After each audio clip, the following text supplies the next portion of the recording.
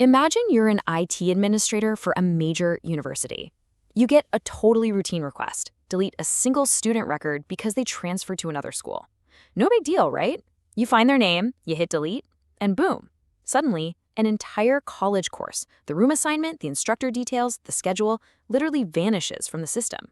Hundreds of students are just locked out with no class to go to. So, you might be wondering, can deleting one single student really wipe out an entire course? Yeah, absolutely. This is a catastrophic data disaster known as a deletion anomaly. And the truly scary part, this happens all the time in the real world. Why? Because of poorly structured, unnormalized tables where way too much mismatched information is just crammed into one single place. It's a ticking time bomb. But we're going to make sure you never make that mistake. By the end of this lecture, you will understand the core concept of normalization, you'll master the exact rules for first, second, and third normal form, and most importantly, you'll learn exactly how to fix broken tables using real, step-by-step examples. Okay, let's jump right into part one: the danger of messy data and why tables break down in the first place. To fix our catastrophic anomaly problem, we have to understand our main tool, which is normalization. Now, the strict academic definition is that it's the branch of relational theory providing mechanisms for transforming schemas to remove redundancy and prevent update anomalies. But let's put that in plain English. It's basically a systematic process of breaking down messy tables to stop repeating yourself. The golden rule you need to remember is this: less redundancy directly equals fewer update problems. Let's make this totally relatable. Think of an unnormalized database like an overstuffed, disorganized physical filing cabinet. Imagine you need to change one student's home address. In a messy cabinet, you might have to dig through and manually erase and rewrite that address on 50 separate pieces of paper for every single class they've ever taken. It's a complete nightmare, right?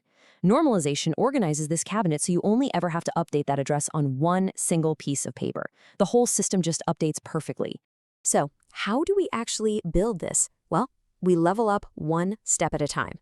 Let's start with level 1, repeating groups and entering first normal form, or 3NF.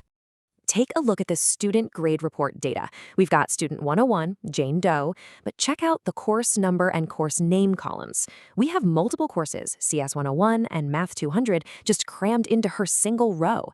This is what we call a repeating group, and it's a huge mess. First normal form strictly forbids this. The rule is simple. You can only have single values at the intersection of each row and column. So how do we fix it? We follow a really simple 3-step process for 3NF. Step 1, we remove that repeating group, the course info. Step 2, we form 2 new relations or tables out of that data.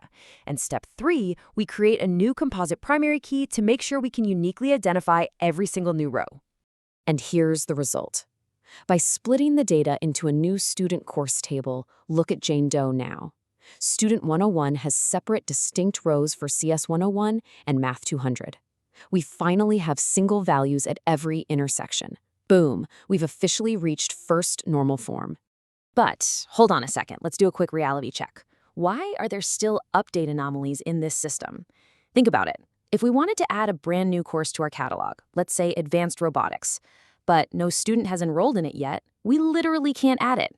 We would have to invent a fake dummy student just to have a row to put the course in.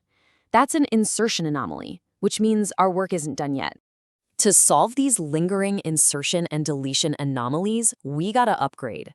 Level 2, partial dependencies. Upgrading to second normal form. Okay, here are the strict rules for 3NF. First, your table must already be in 3NF. You can't skip steps. Second, if your table has a composite primary key, meaning a key made of multiple columns combined, all the non-key attributes must depend on that entire key. Absolutely no partial dependencies allowed. Now, quick pro tip: if your table only has a single column primary key, guess what? It's automatically in 3NF. Free pass. In our previous setup, the primary key was student number plus course number. But the course name only depended on the course number, right? It had nothing to do with the student. That is a classic partial dependency, so we split it off. And here's our shiny new course instructor table. Now the course name and instructor depends solely on the course number. Clean and simple. Now, right about here, you might be asking, Wait a minute, my table is in 2NF now. Isn't that good enough? We fixed the partial dependencies? This is a massive trap that catches so many people. Pausing at 2NF feels safe, but it actually leaves a hidden vulnerability deep in your database. It's definitely not good enough, because if we delete a course from that 2NF table we just made, we might still accidentally delete the instructor's information right along with it. To fix this final major vulnerability, we head to Level 3, Transitive Dependencies, and reaching third normal form. Wait, this is absolutely crucial, so let's define our exact enemy here. We are hunting transitive dependencies. This happens when a non-key attribute is functionally dependent on another non-key attribute, rather than depending directly on the primary key itself. It's like a weird game of telephone. Let's look back at our 2NF table. The instructor's location depended on the instructor's name, not the course number. That is a textbook transitive dependency. So we make one final split. We separate course and instructor into their own distinct tables. In this resulting instructor table, everything depends purely on the instructor number.